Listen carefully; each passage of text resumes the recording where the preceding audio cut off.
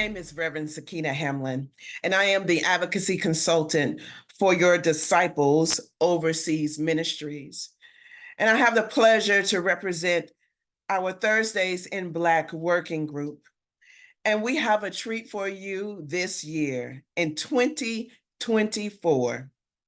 We will have webinars every quarter. And this is our first installment. It comes in January, thus it is National Human Trafficking Month, national meaning observed within the United States. But also it comes right before, a couple of weeks just about, the Super Bowl. And for that reason, we want to focus on human trafficking. Thursdays in Black is an initiative, a campaign, and an unction of the Holy Spirit that was championed by the World Council of Churches, which we are a part, so that Christians can work toward a world without, free of, that has eradicated rape and violence. And truly, human trafficking is one of those things that actually is part of such. Human trafficking is the movement of bodies between borders, state, municipalities, even various countries. Human trafficking is a commodification of people's bodies for sexual exploitation, or simply put, also just to make sure that others get rich on the backs of marginalized communities, on the backs of the poor, on the backs of women. It looks like us being supportive of the Wendy's boycott that the Coalition of Immokalee Workers actually engaged as part of the Fair Food movement. The Coalition of Immokalee Workers consists mostly of Haitian and South American migrants.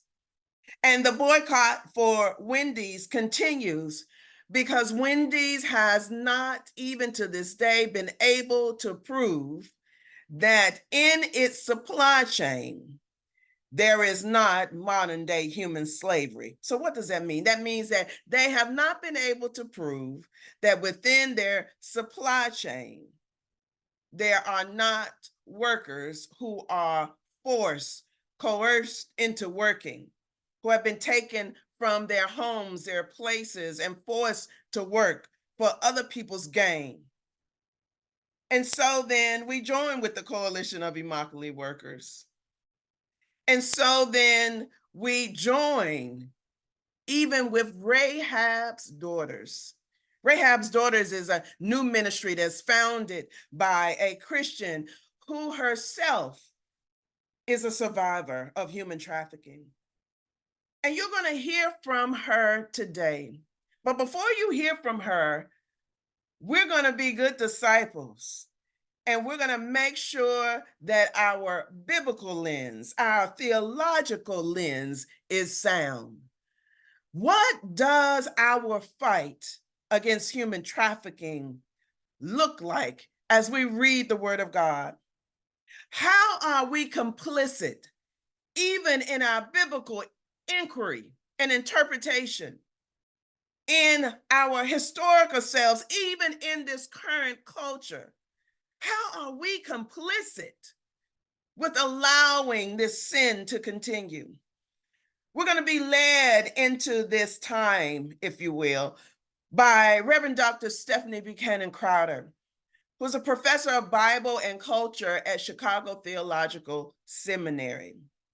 And then you're going to hear from Minister Sharmela Wakanchara, who is the founder and, as I stated before, a survivor of human trafficking, and has turned her pain into that which can empower not just herself, but others, so that they can get out of safely that life And so that we, as people of faith, can join together and move from apathy to urgency to make sure that we assist our siblings in getting out of that life.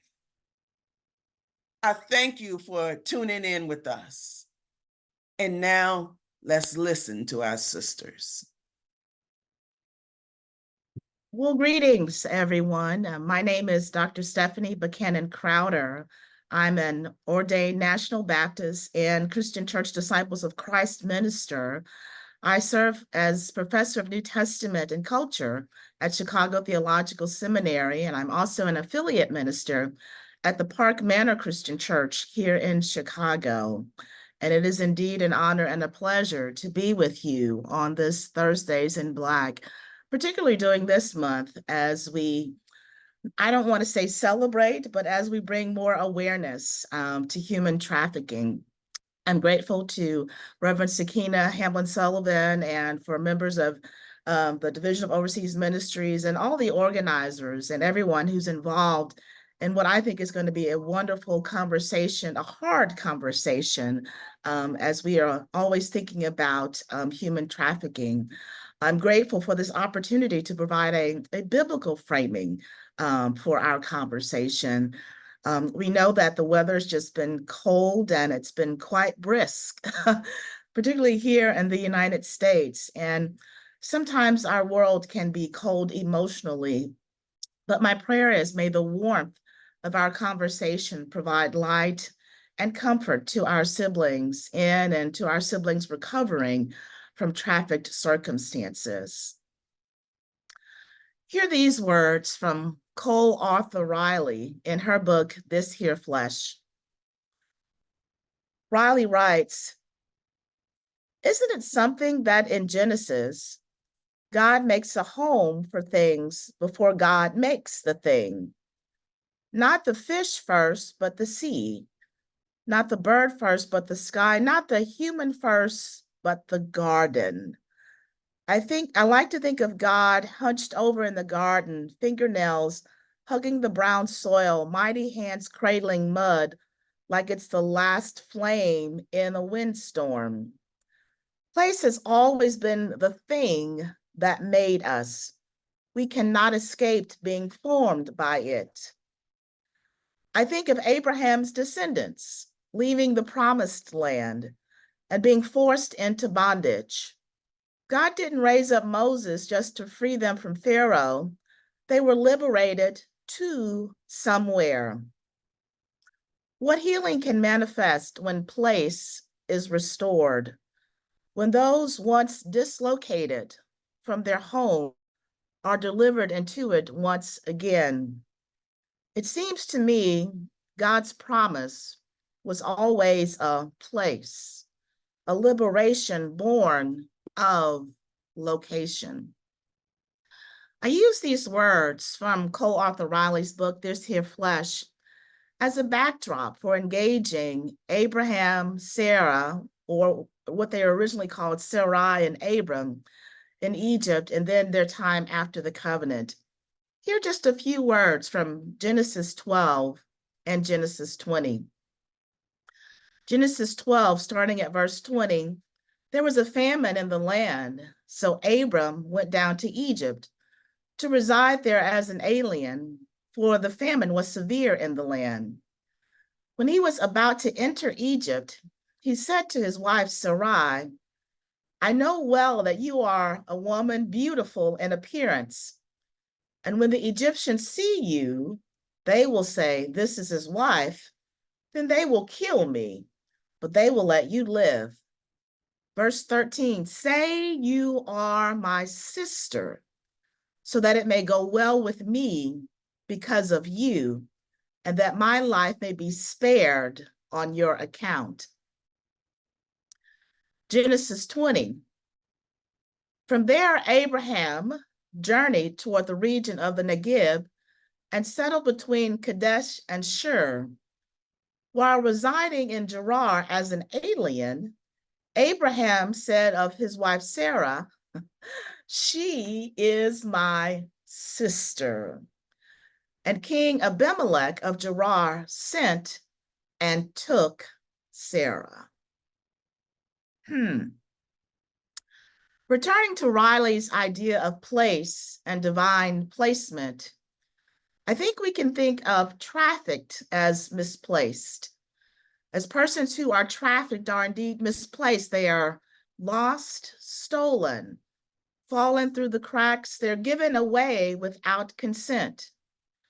The State Department notes that the trafficker recruits, harbors, transports, perhaps transpositions, transplaces, misplaces another person. People end up out of place, not at their home, not with their land, not around their people or communities.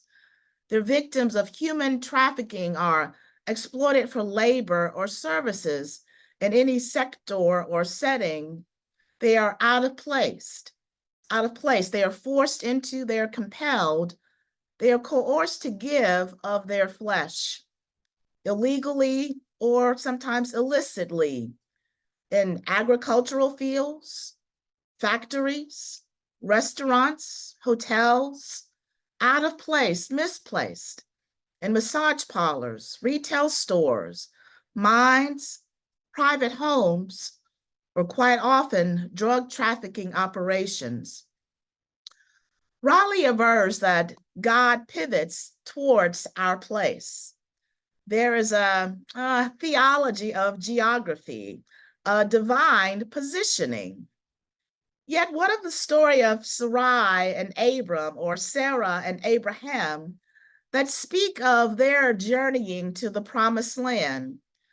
However, while itinerating from place to the place God had promised, on 2 occasions, I contend that Sarai is trafficked, misplaced, ends up out of place. Dare I say a husband sex traffics his own wife for his own security. And I know, I'm talking about the Bible. And so this may pose some degree of uneasiness for some people. But I think Rodney Sadler is correct in his version on the Africana Bible. And Sadler says that we're really dealing with a lot of dysfunction in the family when we look at the patriarchs in the Hebrew Bible or the Old Testament. He reminds us that we have to come to these texts with a hermeneutics of suspicion. So yeah, I think it's through that framework of a hermeneutics of suspicion, through this framework of, yes, dysfunctional families, that I think we can talk about Abram and Sarai and Abraham and Sarah as, yeah, human trafficking. How so?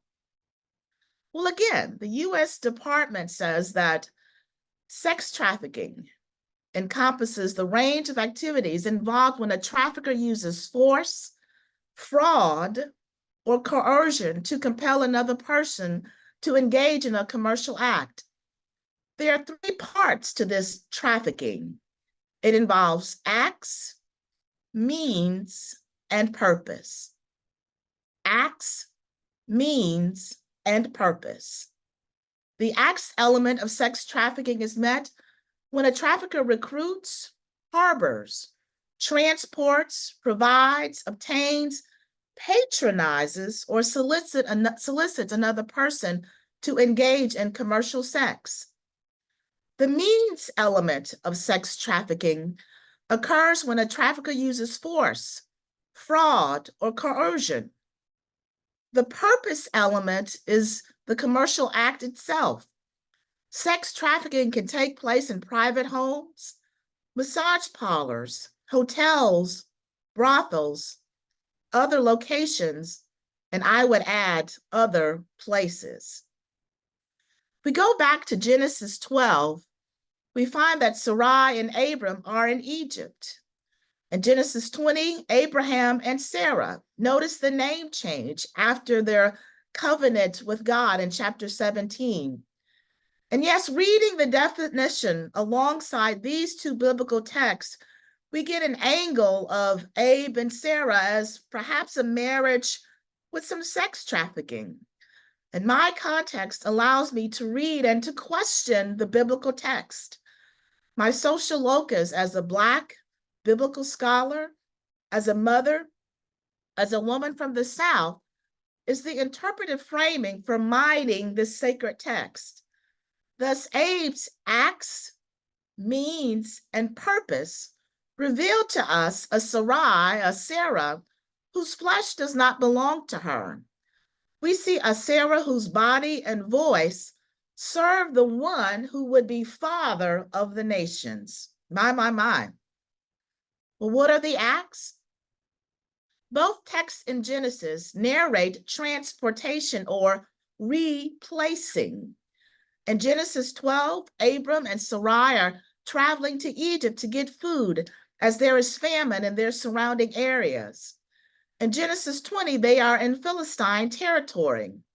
And between this time that God has changed their names to Sarah and to Abraham, and God has revealed covenant of land and the covenant of offspring and the promise of blessing upon blessing, we note that they are transitional.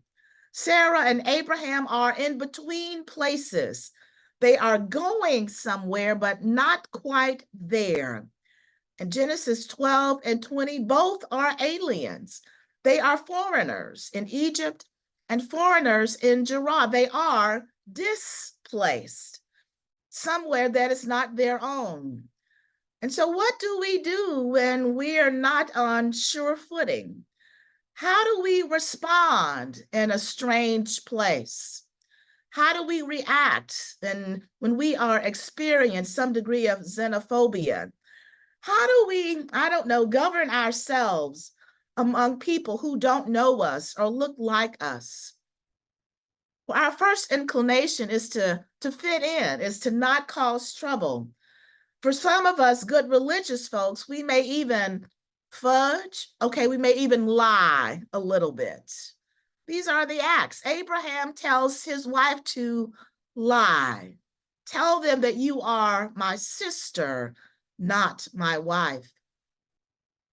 The means. When a trafficker uses force or fraud in a state of displacement in a land not their own, Abraham, Genesis 12 and 20, tells Sarai, his wife, to lie about their relationship. Tell them you are my sister. And here's the reason that you should lie. You are beautiful. They would want to marry you. If they know that you are my wife, they will kill me to get to you. Force, fraud. Abe's use of sister language is not a sleight of hand. Number one, he has the power to negotiate Sarah's well-being. Number two, Sarah is probably too old to look like his daughter. And so Sarah looks good, but she doesn't look that good. Keep in mind, they're in their 80s, 90s, and Abraham is about 90 and 100 around this time. Number three, if Sarah is his sister, then she is available. And so Abraham basically says, take her, she's yours. Abe uses all of his patriarchal, patrilineal resources. In Genesis 12, it says that Sarah is placed, taken, forced into Pharaoh's house. In Genesis 20, King Abimelech sent and took Sarah. After all, as Abraham's sister, she's available. Her brother said so. In Just a Sister Away, Renita Weems says, as the wife of Abram, who was a socially prominent and successful herdsman, Sarai was a wealthy woman in her community. However, as the sister of Abram is a single woman in a land where a man can erase such social esteem, erase this esteem for mere bodily bargaining and bartering, erase this esteem to save his own butt, erase this esteem so the man can benefit, Abraham uses his gender means to enhance his financial means. Note, in both texts, Abe gets oxen, sheep, cattle, and male and female slaves. We tend to think that in the text in Genesis 12, while they are in Egypt, that this is where they also acquire, and I mean acquire, Hagar. And you'll note all of the drama between Hagar and Sarah. We'll note that triad, that traumatic triangulation between Hagar and Sarah and Abraham. And many tend to think, I tend to think, that part of the problem, part of the issue that Sarah had with Hagar was that Hagar was a reminder of how Abraham had mistreated Sarah, had misplaced her twice. We see that Sarai ends up out of place in Pharaoh's house. She's out of place in Abimelech's abode so that her husband slash brother can retain his place in society, so that her husband brother can keep his life. Karen Gonzalez in The God Who Sees, Immigrants, the Bible, and Journey says, Sarah has no voice in the matter. She is doubly displaced as both an immigrant and a victim of human trafficking. The means: when a trafficker uses force or fraud, Abe lied. The father of the nations prevaricated, fudged the relationship. Note, from the very moment in Genesis 11 that we meet Sarah, the very moment we meet Sarah, she's always been Abram's wife. But when famine, when there's geographical displacement, notice how a lie causes her to be misplaced, not just once, but twice. My womanist biblical lens provides the space for this individual and communal consideration. We have to look at Father Abe and Mother Sarah through this tripod, through this, yes, triangulation of womanist race, class, and gender, but also through this triangulation of trafficking, of acts, means, and finally, purpose. Purpose. The perpetrator's goal is to exploit a person's labor or services. Sex trafficking can take place in private homes, massage parlors, hotels, brothels, among other locations, among other places. It's Sarah's beauty for Abe's bounty. It's Sarah's displacement for Abe's security. It's Sarah in Pharaoh's palace so Abe can sleep in his tent. It is Sarah in Abimelech's abode so Abe can literally count his sheep and oxen. It is Abe's lying that's at the root of Sarah's sexual labor. Sarah's misplacement so Abraham doesn't have to be subject to xenophobia. It's Sarah being out of place so Abraham can maintain his patriarchal place. I don't know, I hear you, I hear you. In Genesis 20, I get it. Abraham acknowledges that, well, this is my half-sister. We're really half-sister, half-brother.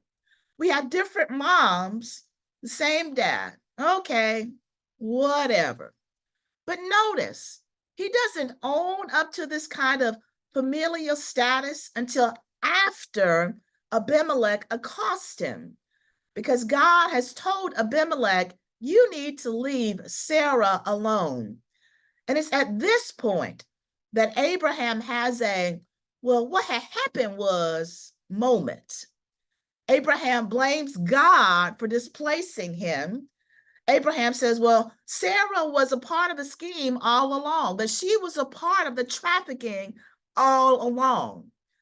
The perpetrator's goal is to transport, to commit fraud, to exploit, to lie.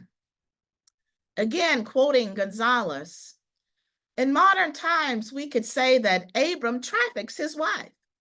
He receives payment and grows wealthy from her sexual exploitation. He commits fraud by presenting her as his sister, a convenient half-truth. He coerces her into a situation with no way out. This is the very definition of human trafficking, end quote.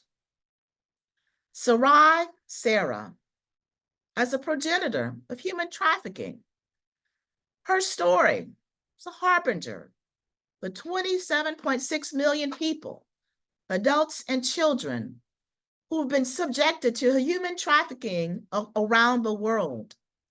And these are just the ones that perhaps we kind of sort of been able to count. Our first recognition of Human Trafficking Awareness Month was 14 years ago. And I'm curious, what was the count before we started this month of awareness? What of the countless brown and Black girls who go missing, misplaced, and no one is searching for them? Oh, the narrative is, oh, well, they ran away. Really? All of them? What of the boys who just disappear and their zip codes don't warrant police resourcing? What of boys in the hood who've been gone, misplaced, never heard from again? Yet it's the hood, it's not the suburbs. Surely they are somewhere out of place. How do we broaden our conversations about trafficking? Yes, to include immigrants and also citizens, folk around the corner, people in our neighborhoods. However, because we value some people's place in this world over children, siblings who are out of place, misplaced, displaced, trafficked, or traumatized, I think that 27 million is much, much higher. I end here. Riley says God begins with place first. Place has always been the thing that made us, end quote. We cannot escape from being formed by place. Our prayer is, may the God who pivots on place give us the tools, the resources, the push, the drive to find and to care for all who are displaced, all who are misplaced, all who are out of place. God grant us the grace to replace our apathy with urgency. Amen. Well, hi, everyone. My name is Sam Wujikuma, and it's really nice to be here in this wonderful month of January where we consider human trafficking. January in both the US and Canada is National Awareness Month, and it's wonderful that you guys are learning more about trafficking. A little bit about myself. I started off as a kid living overseas, and I was a first generation immigrant. So first, my parents are Sri Lankan, and so, first generation to move, and this is me in the UK as a kid, and then in Australia in the second picture. But because I was quite different, and I only started learning English when I went to school, and my name was unusual, right? So this bug in Australia is called a witchetty grub. My name is Witchikuma. Can you see where the bullying began? Yeah, quite consistently.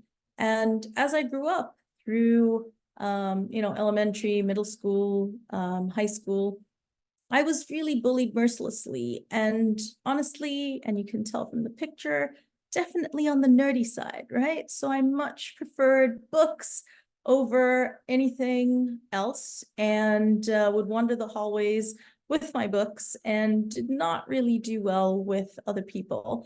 So got bullied some more, all the way to the point that in high school, I tried to commit suicide. After a failed suicide attempt, I tried to drink all the pills that were available in my house, and God had other plans, thankfully, and I ended up just throwing up all the pills So realized that that wasn't going to work. I decided that I was, so shameful to my family that I couldn't even kill myself right. So I ran away from home. I became one of the statistics, right? 1/3 of girls who run away from home will be trafficked within 48 hours of leaving. And that's me. I was, in fact, I got a job in what I thought was a sort of nightclub. Turned out not so much, more like a brothel. And I ended up locked in there and forced to do all sorts of things against my will. I came in and out of that for several years. I was labor trafficked, sex trafficked. But what I can say to you is that while I was that girl, I'm now that girl. The girl who is popular, the girl who does love people, the girl who does have social skills. And, you can see here in my pictures that I'm happily married. I have a 25-year-old daughter. Life can change, right? But life only changes if people get in it to help it change. And I was super blessed because the only way that I became that girl that you see here is because my church came around me and helped me to recover. And they actually had to hide me for a while because my traffickers wanted to kill me. They tried very hard. I was beaten within an inch of my life. My cheekbones were shattered. I had a lot of mental and physical pain that had to be worked through. But I give thanks to my church very much because I could not have made it through without them. And they showed, the families in that church showed me so much unconditional love. And they actually brought me to Jesus, because without that, I would not have understood what that kind of love looked like. Many years after, even though God had been calling earlier, I founded Rahab's Daughters so that other women like me could have other options to get out of modern slavery. And now I have both a career in the high-tech world, and I also work here at Rahab's to have a bit of a balance so that, my journey has taken quite a number of turns. But one of them is that the high-tech world taught me that technology could be used to help fight human trafficking. And so we brought that, which are sort of, different threads of me throughout Rahab's Daughters. And so what that looks like today is that we are able to create programming that assists, and we use technology to do that the whole way through. So how we achieve that is that we have 6 sort of pillars of what we do to help trafficking victims. The first is education, which is what we're doing here today, making sure that all of you understand that human trafficking can happen to anyone, and that today both sex and labor trafficking are a $150 billion problem around the world. And they're especially a problem at large events, whether they're conferences or sporting events. And we have the Super Bowl coming up very soon. And so educating people that, these sorts of events cause trafficking. How do they cause trafficking, Sam? Is I'm sure what you're about to ask me. Well, if you think about the fact that large events require infrastructure, they require new transportation, often new hotels, new restaurants, new train lines or plane lines or all sorts of things, right? Sometimes whole airports. And sometimes they need a stadium built as well. If you think about the FIFA World Cup from 23, many children died constructing that stadium. I personally met 30 Nepalese families whose sons died because they were told that their sons would have good jobs and they could send money home. So they let them go. They were 14, 15, 16 years old. Unfortunately, they weren't even given a place to sleep properly, no drinking water. Most of them died of kidney failure because they were drinking salinated water because there wasn't any other options. They were barely fed. This is not unusual. And if you think this only happens in Qatar for the World Cup, you're absolutely wrong. The New York Times just did an article earlier this month talking about our roofing trade and how many children end up dead because they end up constructing roofing on houses and buildings and all sorts of things, and they have no protective gear and they fall off the buildings. And the New York Times interviewed over 1,000 children who were trapped in this trade and sending money to their families, both domestic and international. And so when, we think about human trafficking at these big events, it's not just about the sex trafficking, which is definitely a problem as well, but it's also in the lead up to the events that labor trafficking happens, and that we all need to be thinking about it. Now, what does labor trafficking look like? Well, it can look like construction workers. It can look like agricultural workers. It can look like hospitality workers. It can be the cleaning staff at the hotel you're staying in. It can be the woman at the nail salon that's doing your nails who can't speak English and doesn't look you in the eye. It could be the servers at the restaurants who are not paid a living wage while they're serving and often sleeping under the counters and other things like that because they don't have homes. It could be folks who are literally in construction and sharing beds and sort of working shifts to get things done really quickly. But it doesn't look different in your local town either. But it definitely increases 15 to 25% during large events like Super Bowl. So what do we do about that? So we've got the education piece that we're talking about now. We also do prevention. So we do prevention programs both online and in person to help parents and children understand what human trafficking looks like, how they're lured in. So how does someone end up here? The highest percentage of people answer an ad for work. They answer an ad for work. The second highest answer an ad for a romantic relationship. These are the two top ways that groomers begin to groom adults and children for human trafficking. The third thing we do is use data science to identify businesses and locations where human trafficking might be happening. So this could be restaurants, it could be textiles, it could be manufacturing, it could be all sorts of things. And our app that we've created pinpoints and gives illicit ratings to businesses that could be engaged in human trafficking, be it sex or labor. And then our outreach team goes out there and makes contact with both the business owners, if possible, and the potential victims, and provides options for education, for extraction, for exit. And this is what we do during Super Bowl week. So in this time leading up to it, we are analyzing and reaching out, and our rescue teams will be on the ground next week to help with that.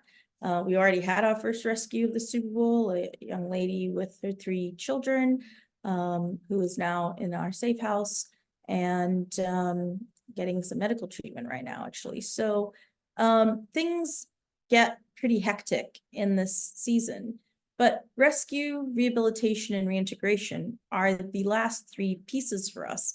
And rescue is that emergent care that we provide survivors. So food, shelter, emergency healthcare, emergency housing, emergency clothing, all that kind of thing. Then we try to work them towards our rehabilitation program, allowing them to work through dream planning and creating a plan to stay out of trafficking, be it sex or labor.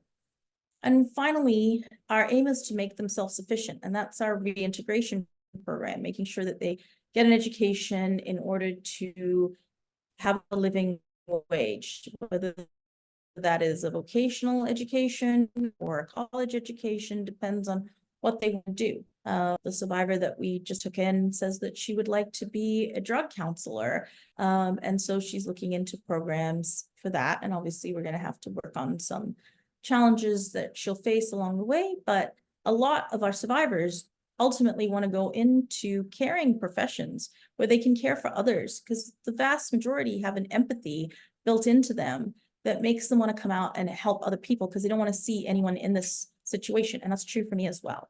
So what we've done at Rahab's Daughters is provide for that to occur. And I thank you all for taking the time to learn about what human trafficking looks like today. And, feel free to check out our website, rahabsdaughters.org or .ca if you're in Canada, to learn more about the facts that surround human trafficking. And if you have any questions, feel free to email me, samw@rahabsdaughters.org. I give thanks to God for the testimonies of these dear sisters, for the eye opening, the awakening of our spirits, if you will, that even Dr. Buchanan Crowder engaged us with. And I will invite all of you today to go deeper, to bring all of the questions that came up through this, our initial segment, our initial webinar, and talk with us.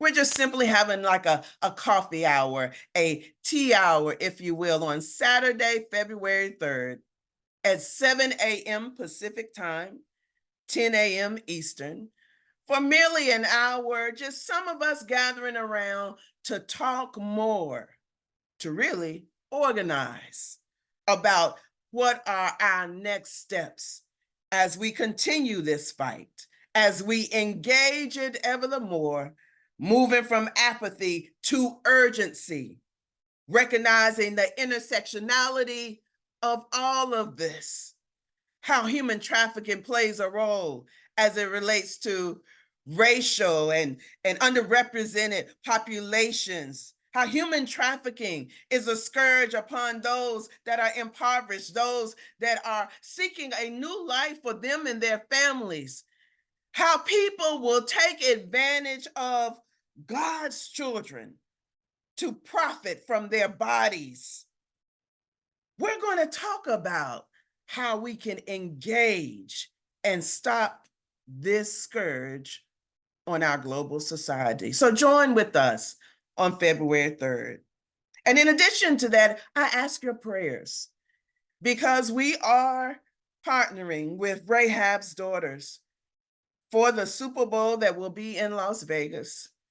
And there will be those of us that are on the ground. There will be some of our churches and regions that are a part of this effort to bring love and kindness to those that are being trafficked, but also to offer them a safe way out and to help them get a new start on their lives. I thank you for being God's good disciples, for putting our spiritual formation to work, for engaging in Thursdays in Black, for making sure that our faith is seen in the public square. God bless you all.